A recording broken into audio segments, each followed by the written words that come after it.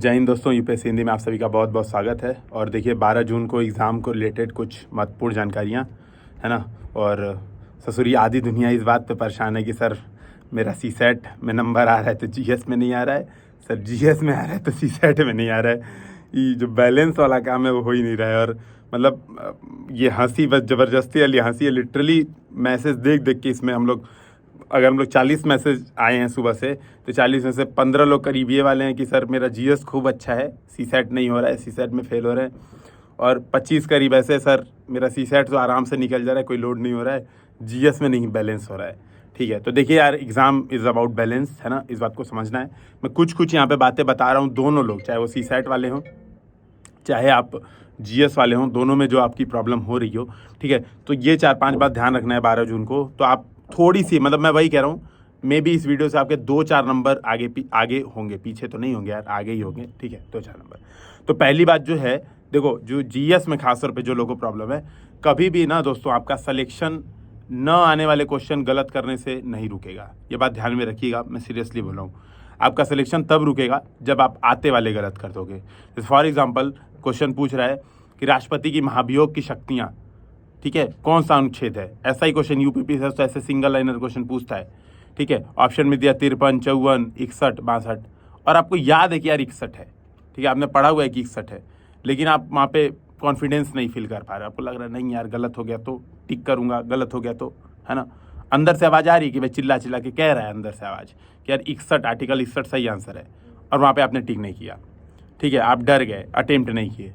तो ये वाली चीज़ें आपको ज़्यादा नुकसान पहुंचाती हैं, बजाय कि कुछ ऐसा पूछ दे कि चिंग पांग पुंग चिंग ये किस देश के प्रधानमंत्री बने हैं।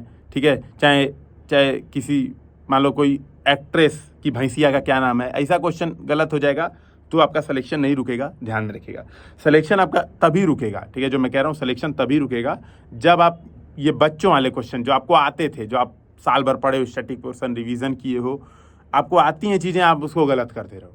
ठीक है, और देखना लास्ट ईयर वाला पेपर भी जो लोग दिए ना, लास्ट ईयर जिन लोगों का फर्स्ट टाइम नहीं है, एक बार लास्ट ईयर वाले पेपर को, अभी ये समय है 3 दिन पहले, सभी के लिए मैं बता रहा हूँ, अभी ये समय है 3 दिन पहले, एक बार लास्ट ईयर का पेपर निकाल के एक बार देख लो। अब बहुत ज़रूरी है कि कहाँ पे वो वाली मिस्टेक्स हुई थी जो नहीं करनी चाहिए थी। ठीक है, कहाँ पे वाली मिस्टेक्स हुई थी, जैसे अभी जो लोग यूपीएससी भी देख के आए हैं तो देखे होंगे कि अरे यार ये वाला तो पता था कि ये तो यही होता है, फिर भी एग्जाम में गलत हो गया, कॉन्फिडेंस नहीं आया। तो ये काम नहीं करना है, आते वाले क्वेश्चन बचा लीजिए, गलत मत करिए, नहीं आने वालों से आपका सिलेक्शन नहीं रुकेगा।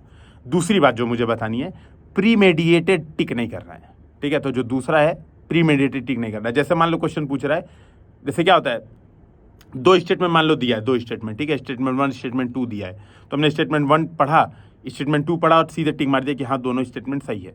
वहाँ पे ध्यान से नहीं पढ़े कि कई बार क्या होता है कि फैक्ट उल्टा कर देता है कई बार। जैसे मान लो राज्यों का राजकोषीय घाटा कि मान लो लिमिट है 21%, सपोज मैं एक एग्जांपल देके बता रहा हूँ बस, है ना, और केंद्र की मान लो लिमिट है 40%। ठीक है, और एग्जाम में क्या क्या उल्टा दे दिया, केंद्र का दे दिया 20%, राज्यों का दे दिया 40%, और आपने देखा कि 20-40 आंकड़ा है, राज्य केंद्र पूछा है एग्जाम में, और आपने बिना इस बात को ध्यान दिए कि राज्य का कितना था केंद्र का कितना था, आपने टिक मार दिया एग्जाम में, तो गलत हो गया।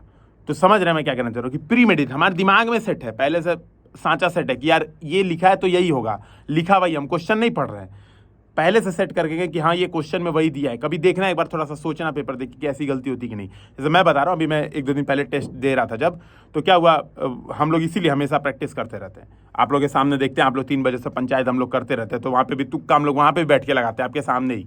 ठीक है, कोई पढ़ वढ़ के नहीं आ रहता है, सामने बैठ के तुक्का लगाया जाता है ताकि आप लोग उससे सीख पाएँ, रियल एग्जाम्पल देख पाएँ रियल माहौल में। तो क्या होता है कि जैसे क्वेश्चन आया पहला स्टेटमेंट की एनएससी प्राइम जो है कॉर्पोरेट गवर्नेंस योजना है, मान लो ये स्टेटमेंट है पहला स्टेटमेंट, सही बात है, एनएससी प्राइम कॉर्पोरेट गवर्नेंस योजना है, बिल्कुल सही है, सही। अगला स्टेटमेंट है एनएससी प्राइम हाल में सेबी द्वारा शुरू किया गया। अब क्या प्री मेडिएटेड दिमाग में सेट हो गया कि वहाँ पे लिखा है एनएससी प्राइम, मतलब एनएससी द्वारा ही शुरू किया गया, क्योंकि नेशनल स्टॉक एक्सचेंज द्वारा ये शुरू किया गया था। तो सेबी ना, वहाँ पे लिखा था सेबी, लेकिन दिमाग ने सेबी उसको नहीं पढ़ा, दिमाग ने उसको पढ़ा एनएससी। समझिएगा ये मैं जो कह रहा हूँ प्री मेडिटेड वाली बात, ये देखिएगा एक बार होती है कि नहीं। हमारे दिमाग में कुछ चीज़ें सेट थी, क्वेश्चन अलग दिया था, क्वेश्चन में लिखा था सेबी के द्वारा स्टार्ट की गई, और गलत था, क्योंकि सेबी ने नहीं स्टार्ट किया है, एनएससी प्राइम, एनएससी ने स्टार्ट किया, नाम ही एनएससी प्राइम। ठीक है, एनएससी ने स्टार्ट किया है, लेकिन दिमाग में सेट था प्रीमेडिएटेड कि हाँ वहाँ पे से भी होगा और टिक कर दिए, गलत हो गया। तो प्रीमेडिएटेड टिक नहीं करना है, क्वेश्चन पढ़ना है, प्रॉपर क्वेश्चन पढ़ के उसको देखना है, ठीक है, ये बात समझिएगा, ठीक है।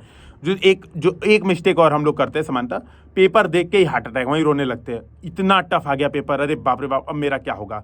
और फिर ये तो चलो, ये तो सोचते हैं, ये तो जनरली सब लोग सोचते हैं, कुछ इसमें और महावीर होते सोचते हैं अभी यार हाउ ससुरा ये पढ़ रहा था सुबैया से, 4 क्वेश्चन इसी से आ गया, बाप रे बाप उसका सही हो जाएगा, अब तो हम गए, उसका सिलेक्शन हो जाएगा, मेरा रुक गया अब तो ये वाली चीज़ क्या आती है, एग्जाम में आपका कॉन्फिडेंस गिरा देती है, आपको डाउन करा देती है। देखो पेपर आपके लिए अगर टफ आया है तो पूरी दुनिया के लिए टफ आएगा, ये बात मानना, ठीक है। आपके लिए ईजी है तो किसी के लिए ईजी नहीं होगा, सबके लिए टफ होगा, केवल आपके लिए ईजी है। ये चीज़ आपको एग्जाम में मान के चलना है, अपना कॉन्फिडेंस लूज नहीं होने देना है, इधर उधर की बातें एग्जाम के समय बैठ के नहीं सोचना है। एग्जाम दीजिए, पूरा कंसंट्रेशन, फुल 100% कंसंट्रेशन आपका एग्जाम पे होना चाहिए, बजाय कि इधर उधर की बात पे कि क्वेश्चन यहाँ से आ गया, अरे हम तो एक ठो काका वीडियो देख रहे थे, उसके नीचे यहीं पर ये क्वेश्चन वहाँ था, अरे वही छूट गया यार, है ना, वो गौरव सर वाला जो करंट अफेयर्स ये लोग पढ़ाए थे, हम ये लगे देखने। ये सब एग्जाम में नहीं सोचना है, घर आइए तब बैठ के आराम से सोचिए, ठीक है ना। तो ये बात समझनी है कि प्रीमेडिएटेड टिक नहीं करना है, ठीक है, कॉन्फिडेंस लूज नहीं होना चाहिए, जो अभी बता रहा हूँ ये चीज़ें सोच के। और जो स्टार्टिंग में बताया कि क्या होता है कि अंदर से आवाज़ आ रही है, नहीं सुनते हैं, या तो अटेम्प्ट नहीं करते हैं, या तो उस आवाज़ के खिलाफ जाके दूसरा टिक मार देते हैं। तो इस चीज़ से जरूर बचना है। जैसे मैं लास्ट ईयर का एग्जाम्पल दे रहा हूँ, लास्ट ईयर एक क्वेश्चन आया कि क्या कहते हैं वो, इसमें से किसकी रिफ्लेक्टिविटी सबसे ज़्यादा है, मतलब एल्बिडो सबसे ज़्यादा होगा, ऐसा क्वेश्चन आया, ठीक है, एल्बिडो सबसे ज़्यादा किसका है। तो वहाँ पे बर्फ़ दिया था, और ये सब सूखी बर्फ़ ऐसे दिया था, सूखी बर्फ़, ताज़ी गिरी हुई बर्फ़ ऐसे दिया था, ताज़ी गिरी हुई बर्फ़ ऐसे दिया था, ठीक है, और दिया था रेत, ऐसे ऐसे ऑप्शन दिया था। तो मैंने पहले ताज़ी गिरी हुई बर्फ़ पे टिक किया, मैंने कहा चलो टिक मार देते हैं। फिर मुझे लगा ये ताज़ा बर्फ़ क्यों दिया है ना, ताज़ा बर्फ़ क्यों दिया यहाँ पे, तो यार वो ताज़ा बर्फ़ नहीं, जो बर्फ़ देर से जमी रहती है वो चमक जाती है, शाइनिंग आ जाता है, तब वो उसका एल्बिडो ज़्यादा होगा। ताज़े बर्फ़ से ज़्यादा एल्बिडो हो सकता है, ताज़ा बर्फ़ तो भुरभुरी होगी, इसका एल्बिडो कम होना चाहिए, रेत का ज़्यादा होना चाहिए। ज़्यादा सोचा, गलत कर दिया क्वेश्चन।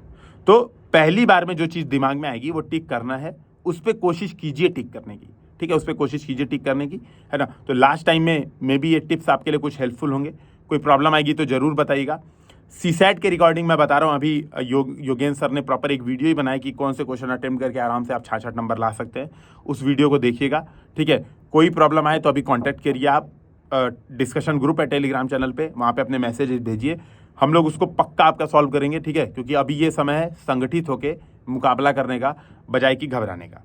लास्ट बात जो है, वीडियो एंड करने से पहले, जो लोग यूपीएससी दे के आए हैं, थोड़ा सा लो फील कर रहे हैं, ठीक है, टेंशन में आ गए हैं, घर पे अपनी बात नहीं बता पा रहे हैं कि नंबर कम आ रहे हैं, जैसे कई लोग सीसैट में फेल हो गए, क्लियर फेल हो गए, भाई सीसैट में फेल हो गए तब तो भाई चांस ही नहीं है, पेपर 1 में कट ऑफ चाहे 10 नंबर भी जाए, पेपर 2 में तो 66 लाना ही है। और मान लो सीसैट में, मान लो पेपर 2 की भी आंसर की तो कई कोचिंग की गड़बड़ी होती है, मतलब सही तो होती नहीं है, लेकिन मान लो पेपर 2 में भी आ रहा है 40 से नंबर, तो अब इतना तो किसी के आंसर की नहीं गड़बड़ होगी कि 40 आपको 66 पहुंचा देगा, बहुत कम चांस है, ठीक है।